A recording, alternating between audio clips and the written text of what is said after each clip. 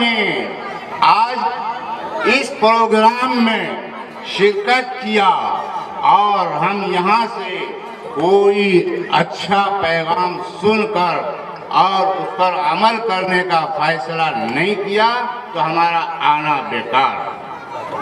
اور اگر ہم نے عمل کرنے کا تہیہ کر لیا تو آج یہ جتنے اخراجات ہیں اور ہمارا جو آنا ہوا ہے سب اللہ تعالیٰ کے یہاں قابل مبارکباد۔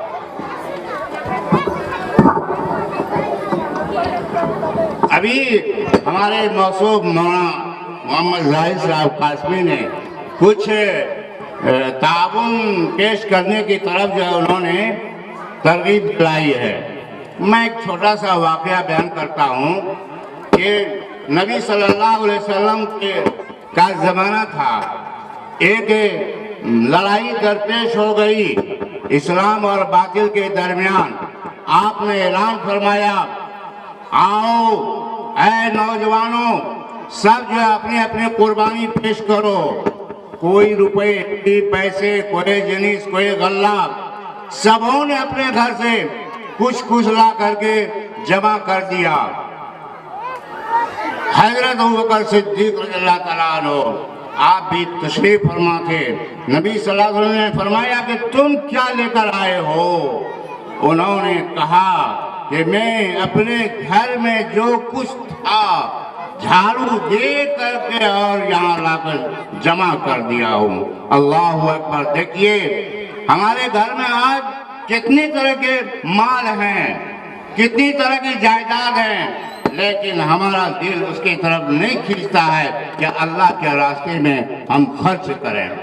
ہم نے بہت سارے پروگرام میں دیکھا ہے کہ علماء کرام نے جب قرآن و حدیث کی روشنی میں زکوٰۃ اور اللہ کے راستے میں انفاق یعنی خرچ کرنے کی طرف جب ترغیب دلائی تو بلا مبالغہ کہتا ہوں کہ عورتوں نے اپنے گلے سے ہار اتار کر، اپنی کنگن اتار کر، اپنے پاکزیب اتار کر اور جو بھی زیورات ہوتے ہیں وہ اتار کر کے اسٹیج پر ڈائز پر رکھ دیا۔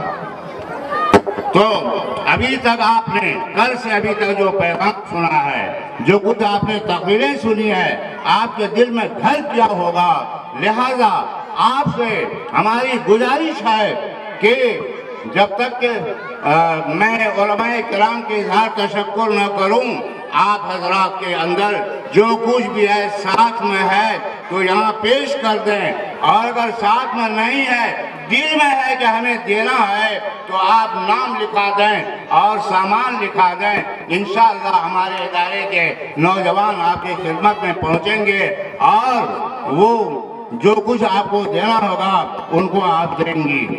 ایسے آپ کے دل میں ہو کہ ہم یہاں کے کوئی سامان بڑا سا دے سکتے ہیں، اینٹ دے سکتے ہیں، ٹین دے سکتے ہیں، سیمنٹ دے سکتے ہیں، کھٹے کا پیسہ دے سکتے ہیں، اور یہاں جو ضروریات ہیں اس کے اخراجات ہم برداشت کر سکتے ہیں، تو آپ لکھا دیجئے یہاں اور بعد میں ادا کیجئے گا۔ ابھی سر فہرست ہمارے مولانا اختر صاحب ندوی، آپ نے اپنی والدہ کے ایصال و ثواب کے لیے 1000 اینٹ کی قیمت دینے کا وعدہ کیا ہے۔ اللہ تعالیٰ انہیں قبول فرمائے۔ اسی طرح سے